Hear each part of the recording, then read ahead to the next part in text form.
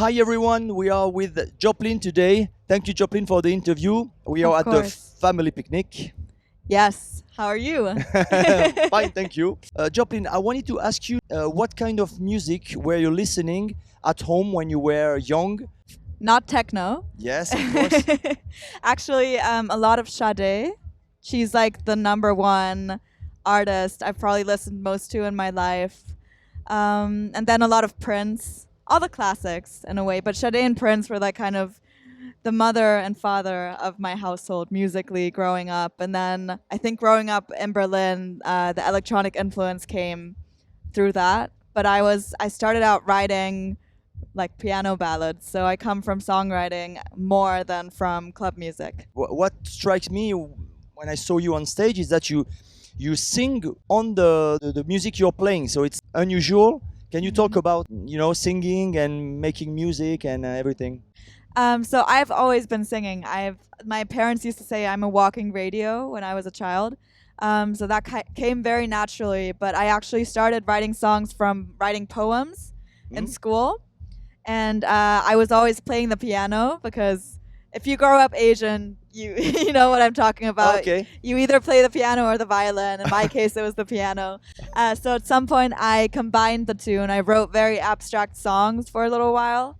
And then I got more into like song structure and like the whole theory of it all, and kind of taught myself just accompanying myself at the piano and singing songs. And then, like I said, being in Berlin, I'd say around 12, 13, you start going to the clubs, you start, DJing a little bit, your friends start DJing, and that's kind of how that seeped into my music. But my main instrument is still my voice. And I wanted to retain that for my live shows. So it was very important for me to be able to sing when I perform and not just DJ. So yeah, I was very adamant on making my voice a very big part of my show, and I think because you just said Yes. that's you could see that It's unusual. It's not really. Definitely. I said, oh, miss, she's singing. It's not yes. on Sometimes the record. She's singing. people are like, "Were you just singing?" I'm like, Yeah, she's yes. doing it live. It's not a kind of. She's not faking. Yeah. It's real. It is it is real. But I'm not a DJ. I'm an electronic live act, and there aren't really that many. I mean, you probably count them on two hands, especially nowadays, where DJ culture has become so huge, which I love. I mean, I love DJing too, but I think it's a different discipline to playing live.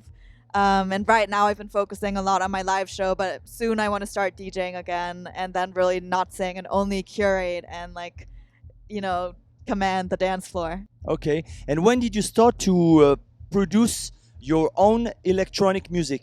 So I started around 13, 14, I think. I had a MIDI keyboard and I had an old computer from my parents, and it had GarageBand installed. Yes. So I was just messing around with that, and then a couple years later, thank God I found Ableton. And now they're, funnily enough, my neighbors in Berlin. So now we're super close. So that's around when that started. And ever since then, I've just, always been, you can learn so much just through YouTube, through talking to other producers. It's such a thing where you can never learn everything. I feel like I'm just now even still scratching the surface. And I want to make it kind of my life mission to just, soak up as much about music creation, music production, music writing as I can. And that's just what I've been doing. Okay. Well, what is your setup today? Are you using hardware or only VST, or what is the...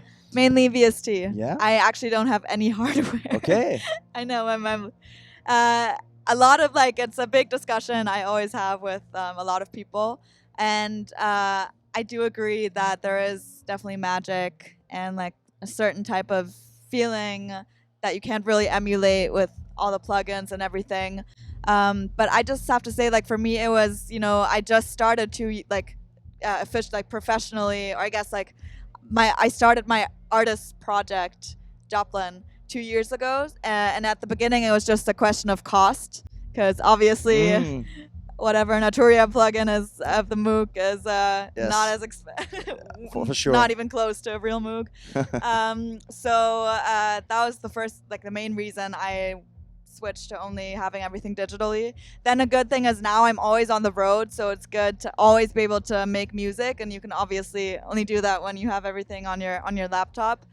And I think nowadays, like also with Splice and all these, there's so much like samples and so many sounds, everything you can choose from. It's so much more about curation as opposed to creation nowadays. And I feel like in my music making, like I'm even like keep trying to remind myself that there's probably like, even if I play whatever a couple cool chords or a couple cool sounds, there's probably someone on Splice that did it in 1,000% better. And that's okay. It's all about combining nowadays. Everything has been done. So I think people shouldn't be so dogmatic about it and just, be open to have fun and mix everything. But I do agree, putting in like mixing in a little analog gear just for the feeling and like, I don't know, the texture always elevates it to the next level too. Okay. So. Do you have some favorite VST or favorite software you are using? They are close to the music you want to make? Yeah, I use Ableton, so that's my DAW. Yes. And then I use the Diva synth. I've really, really, really been loving. Like that's like all my new stuff is only Diva. And like I said, I use the Arturia, the pack for most of the other stuff. I actually like the only thing I will use hardware is I have like guitar pedals, and I kind of use my voice as opposed to the guitar, and I create these like soundscapes, like weird delays and reverbs. And one that I love using is the Empress reverb. I used to have it on stage, but now it's only in my studio. And on stage, the vocoder that I have, which is like my favorite thing ever, because like I said, my main instrument is my voice, but I also love playing the keys, and the vocoder obviously combines the two. Yes. And that's the Roland VT4 that I use, and I use it live as well as in my production. So that's like, I would say, like my main 3-4 things that I always use. Okay. Can you tell us a little bit about the DJs or the producer in electronic music that inspire you the most? I always get asked this question, and I never know what to say because it's so many. But I mean, it ranges from Kraftwerk to Fred again nowadays. I mean, only electronic because I love like any influences from all over the world. I listen to a lot of I've been listening to a lot of Brazilian jazz these last few days, and I feel like that's kind of informed a little bit the songs that I've been writing. But right now, I think in the electronic scene, I don't know, I feel like there's still Two Little Women. I'm trying to think of like, I feel like Maya Jane Coles was like a big like kind of light post for me because I saw myself in her, and she was, as a woman, like I feel like, one of the first, not the first ones, but like she definitely like inspired me a lot. Caribou is like a big influence. Then nowadays, Adriatic, I don't know, Rufus, Du Sol, like they've been big supporters, big influences. Then Booka Shade have been my mentors from the beginning. Like my very first song I actually made with Booka Shade. Okay. So they definitely also inspired me a lot. A very good friend and also someone who I played my first shows with is Jan Blomqvist. There's so many. I could probably go on like all day, but it really ranges from, I love everything. Okay. Do you possess records, vinyl? I am a hipster a little bit. Only a little bit. And I feel like the hipsters have vinyls, but for decoration. Okay. And not because they play them. You're not playing them? It's part of being in Berlin, I guess. So I have a couple of records. I don't have a record player. But I have, actually, my grandpa sent me a lot of Janis Joplin. Okay. Because like he thought it was funny because of my name. And my name is inspired by Janis Joplin because she's always like been a strong like woman that I've looked up to too. So I have Janis Joplin. I have, I think, a little bit of Kraftwerk. I think I have Prince, Sign of the what's that record where Sign of the Original Times is on? Kraftwerk records you have, or is a repress? Probably repressed. Okay.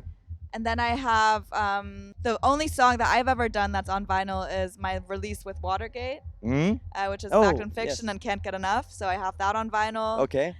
Yeah, I feel like that's kind of it. But I wanna, get my music actually onto vinyl, because I do think nowadays it is obviously there to play it, but it's also just art nowadays, Yes. right?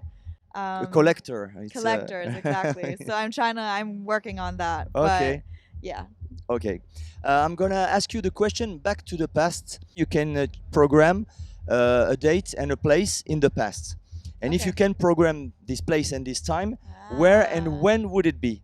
Maybe Woodstock would be nice.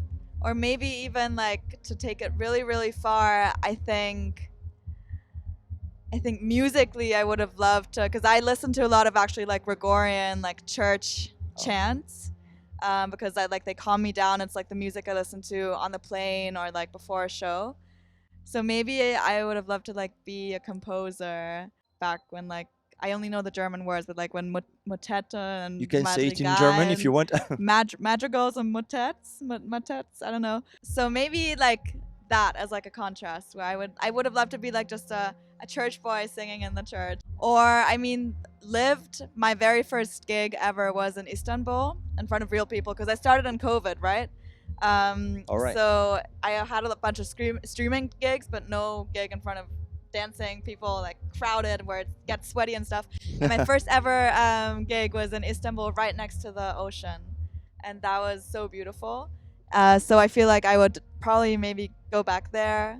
I feel like that's the power of music, though. You can time travel with it, and it's not as good as Back to the Future because it's not as real, but it feels almost as real if you close your eyes. You can be anywhere. I'm going to ask you the millionaire question. I give you 1 million euro now. What will you do with that? The number one thing that everyone should obviously be doing is like investing it into a better world, because there's so many people that need help, so many organizations to support. But I do think that is a very tricky environment, obviously, also to be in, because as soon as there's a lot of money involved, there's a lot of people that don't have your best interests at heart. So either I would really, really make sure that the money goes to the right people, or I would just invest it in making cool, inspiring shit that moves other people and inspires other people, and has that type of impact on the world.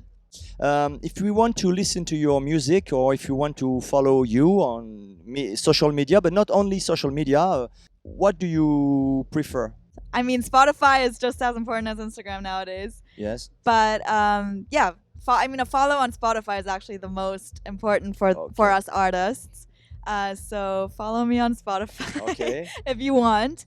I have a new album coming out in October, so that's going to be exciting. My name is just Joplyn on Spotify, Joplyn. And then on Instagram and all the other social medias, I am Joplyn Berlin. So again, Joplyn, and then Berlin, Berlin. That's the two main platforms where it would mean the world. We will put all the link on the description, but you did very well to spell it. It's I know, because I have so many people that are like, they either spell it with an I or with a B. Yes, it's important. It's a hard name, apparently. Something else? The album is the big thing. There's 2 big singles coming off of it. The second to last song in German, my first ever song in German, is one of the singles. So I'm excited about that. Schön. Yes, it's been fun. It's like, I don't know how you feel about it, but I feel like I'm almost a different person when I speak a different language. Okay. That's German Joplyn, and and I don't know. I'm always on tour, so just keep up with me and come to the shows. That really means the most, and is I think also where the music really you can really feel the music the most, and I can express myself the best. Well, thank you very much, Joplyn, for this interview, and see you next time. Thank you. Thank you so much. A bientôt. Dankeschön. Vielen Dank. Bitteschön. Wow, look at us.